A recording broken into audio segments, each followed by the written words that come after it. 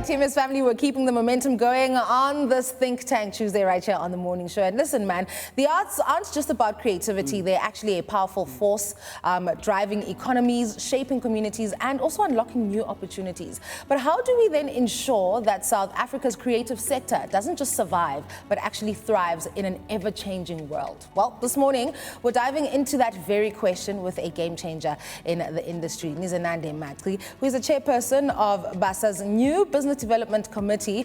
From transformative partnerships to groundbreaking artist support, BASA is at the forefront of strengthening the creative economy. Nizenande, welcome to The Morning Show. So good to have you with us. Morning, Bulele. Thank you for having me. My goodness, I think this is one conversation that I'm always just keen on having, right? Because for a greater part of it, a lot of the time, the creative economy is always seen as secondary to actually being a driving force in, the economy. And I think for a greater part of it, it's neglected. It's not really given the kind of push and the resources that it actually requires. Talk to us then about BASA's mission and what it is that you guys actually do to make sure that the creative economy is not just surviving, but thriving. Yes, absolutely.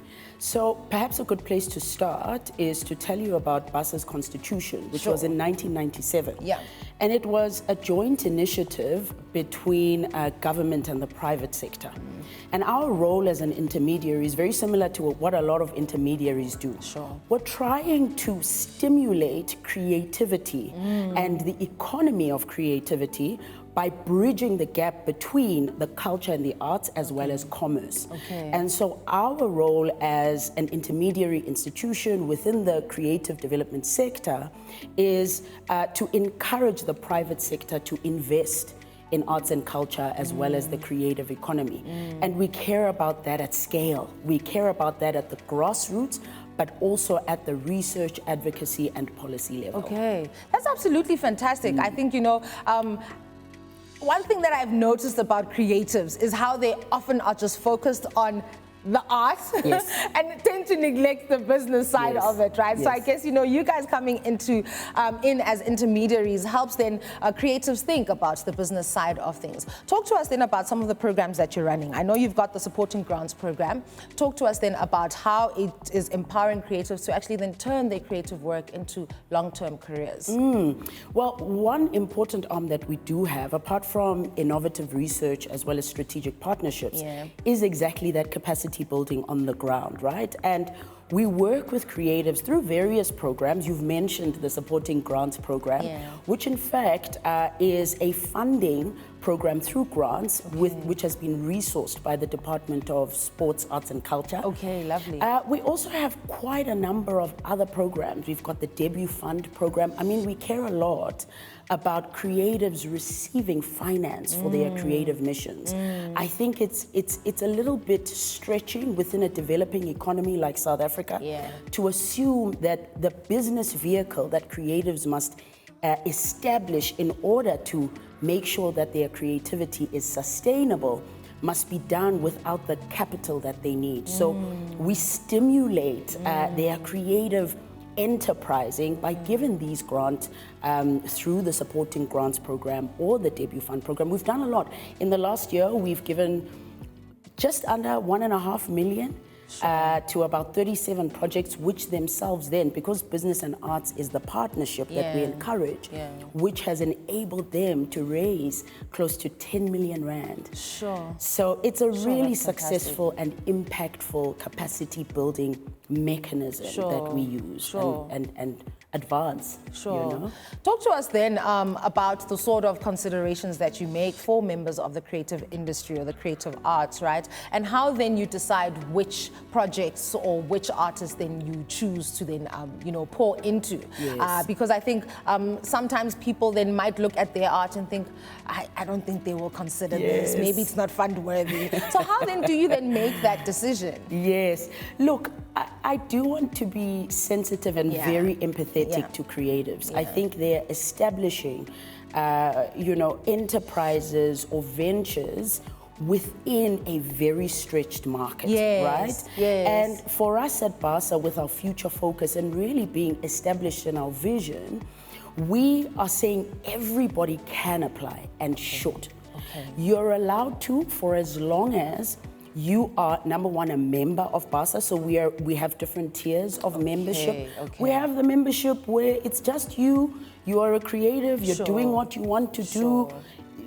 It's straddling a little bit, looking like a freelancer, you know, you're in the early stages. Yes. We're saying you have a place here too, Okay. to an established creative business that probably takes the shape then more of an industry or private sector participant. And at that point, we are saying that kind of tier partner must actually feed into, you know, very early stages. So it's really about your courage and your bravery to sign up, and we want you all to sign up. I like that. Yeah. I like that. Talk to me then about the Cultural Producers Program. Yes. That seems like one that, you know, is somewhat like building leaders in the creative arts space. Talk to us about it. Yes, it's an important one. Yeah. And we've done it in partnership with a few other organizations, just to mention PACE, as well as the British Council. In fact, last year we had the So Creative Summit for the Cultural Producers Program. So really the aim of the Cultural Producers Program is exactly what you've just articulated. It's about leadership development within the creative economy. So how is it that we establish those creatives that are emerging, that are rising, that are ideally have the potential to be at the forefront of the industry? And how do we capacitate them?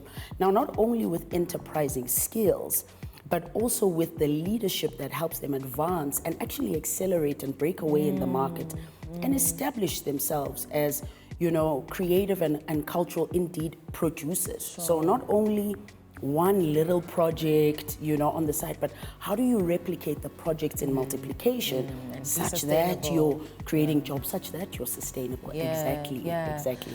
Talk to me then about the goals that BASA has for the creative arts industry in 2025, right? Because we have just begun the year, and I can imagine that a lot of creatives are just feeling like, oh my gosh, so many projects that I want to put together. I don't even know where to start. And I guess, you know, just this conversation is somewhat, you know, giving them some sort of direction. So what then are the key goals for BASA's mission for 2025? I love that question.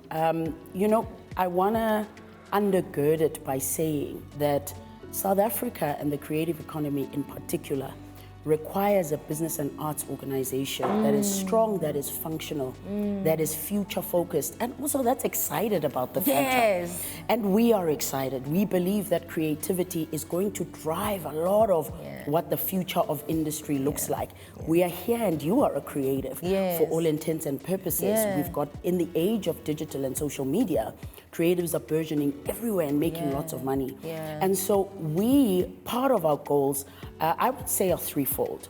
We're wanting to come back to the heart of research and advocacy. And of course, where there's advocacy and thought leadership, there's some lobbying. And so we want to stimulate, you know, kind of public sector and as well as the private sector to buy into the creative industries as a thriving community. We also want to establish big and thriving partnerships as well. We need to rally the private sector. Unbeknownst to them, because we're bridging the gap between commerce and creativity, a lot of big businesses, it's almost hidden to them that a lot of how you thrive is through creativity. You have art on your walls. 100%. You have music at your events. 100%. You have multimedia. And so it's so hidden and almost submerged into this marketing budget, but it's bigger than that. And through partnership, we want to open their eyes to it. And then I think thirdly, it's to build a very strong institution through BASA. We've all, as organizations, not only this sector, are recovering from COVID. We're recovering from lots of change. At the start, you said transformation. And we are wanting to establish ourselves as a transformed and transforming organization continuously.